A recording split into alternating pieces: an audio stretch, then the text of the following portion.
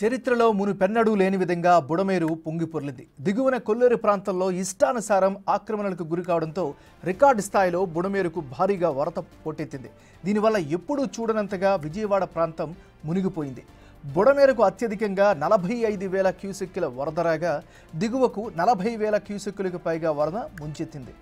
Velagaleru head regulatory నుంచి కేవలం 5,000 లోపు క్యూసెక్కుల నీటినే కృష్ణానదిలోకి పంపారు. కానీ కృష్ణానదికి కూడా గరిష్ట స్థాయిలో వరద రావడంతో వెలగలేరు రెగ్యులేటరీ నుంచి బుడమేరు వరద ఆశించిన స్థాయిలో వెళ్ళలేదు. దిగువకు 40,000 క్యూసెక్కులకు పైగా వరద వచ్చిందని భావిస్తున్నారు. దీంతో బుడమేరు వరద విజయవాడ నగరంపై దండెత్తింది.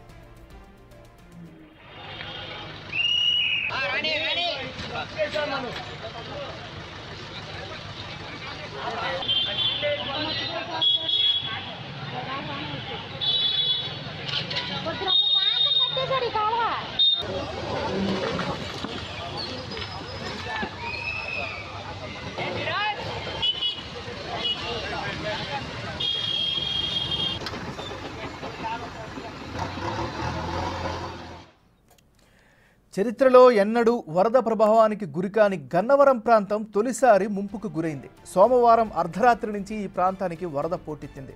గోడవల్లి, నిడమనారు, కేసరపల్లి, వెంకట నరసింహాపురం, సావారిగూడెం గ్రామాలు బుడమేరు ముంపుకు గురయ్యాయి.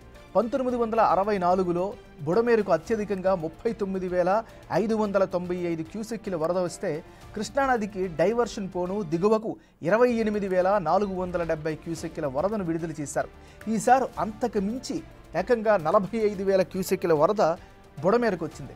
ఇప్పటి వరకు బుడమేరుకు 6 సార్లు భారీగా వరదలు వచ్చాయి. ప్రస్తుత వరదతో కలిపితే 7వది కాగా బుడమేరు ప్రవాహానికి అవాంతరాలు ఏర్పడడంతో దిశ మార్చుకుని గన్నవరం నియోజకవర్గంపై ప్రభావం చూపించిందని నీటిపారుదల శాఖ అధికారులు చెబుతున్నారు.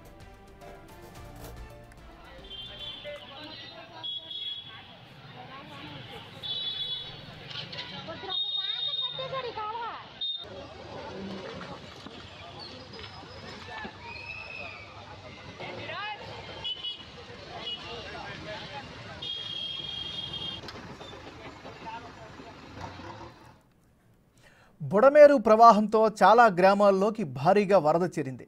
లోతట్టు ప్రాంతాల ఇళ్లన్నీ వరద నీటిలో దిగ్బంధమయ్యాయి. తొలిసారి జాతీయ రహదారి 16 ముంపులో చిక్కుకుంది. నిడమనారు జల దిగ్బంధమైంది.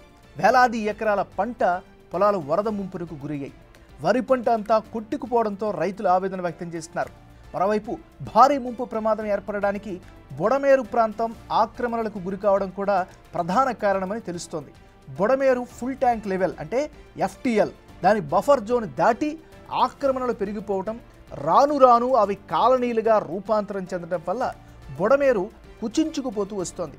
వెలగలేరు హెడ్ రెగ్యులేటరీ ఏర్పాటు తర్వాత 3 దశాబ్దాలుగా అక్కడ విచ్చలవిడిగా ఆక్రమణలకు గురవుతూ వస్తోంది. హెడ్ రెగ్యులేటరీ వల్ల వరదలు రావు అన్న ధైర్యంతో పేదలు ఆక్రమణలు చేపట్టారు.